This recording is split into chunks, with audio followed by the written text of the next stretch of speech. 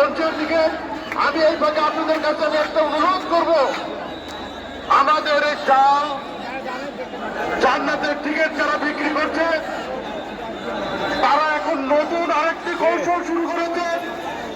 আমাদের এই জনগণকে অসৎ বানানোর জন্য নির্বাচনের আগেই তারা আমাদের এই সাধারণ জনগণকে, যারা ইসলামের মুখোশধারী এই দল যারা নিত্য প্রদান করার জন্য চেষ্টা করছেন, আপনারা তাদেরকে ধরিয়ে দেবেন এই প্রশাসনের কাছে।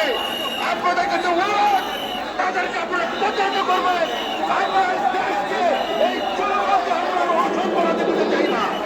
আমরা এই দেশকে সৎ এবং সভ্য নেতৃত্বের